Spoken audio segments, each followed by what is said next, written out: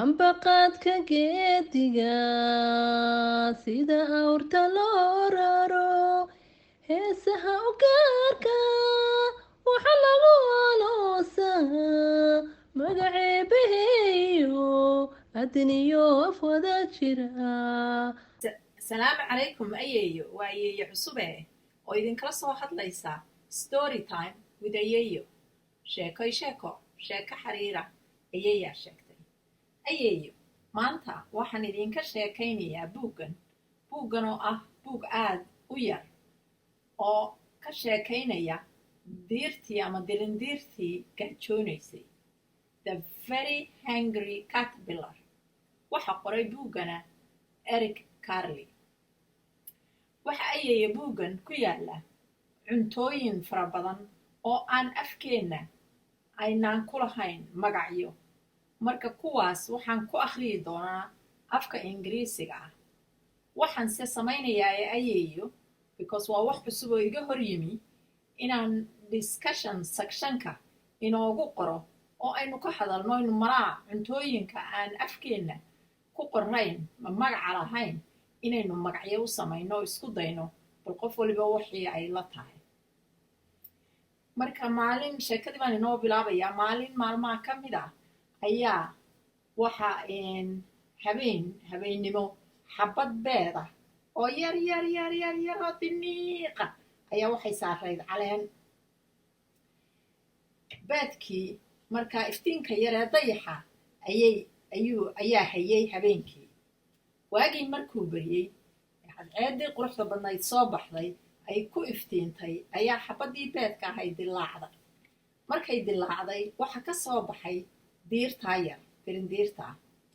markaasaa waxay tidhi alla waan gaajoonaya maxaan cunaa. way socotay diniq way soo socotay. maalinimadkii oo kolkaa habeenkii axad bay ahayd isniintiia ayay waxay heshay xabad tufaaxa. xabaddii tufaaxa ahayd ayay cuntay. lamacaana way cuntay way dhammaysay. markay dhammaysay tiri weli waan gaajoonaya. ay ka soo baxday xabaddii tufaaxa ahayd ay dhammaysay oo way soo socotay. isniintii bay ahayd markaa.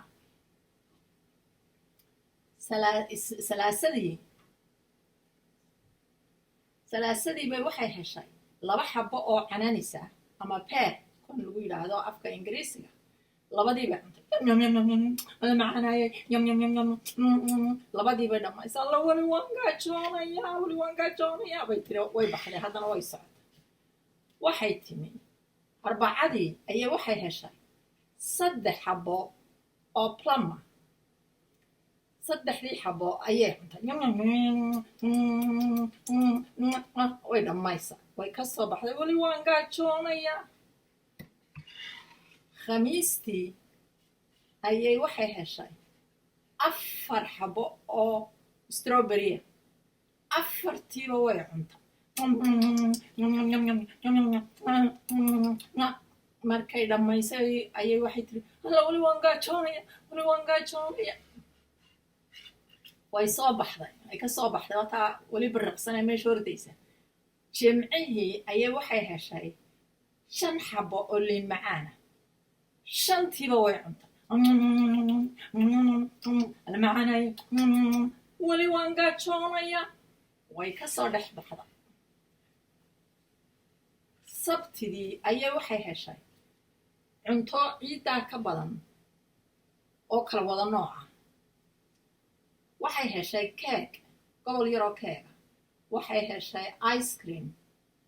waxay heshay cucumber. waxay heshay cheese. waxay heshay salmi. waxay heshay lollipop. waxay heshay cherry pie. waxay heshay sausage. waxay heshay cupcake iyo xabxab ama qare. kaagii way cuntay ice creamkii way cuntay cucumberkii ama qajigii way cuntay cheeskii ama farmaajadii way cuntay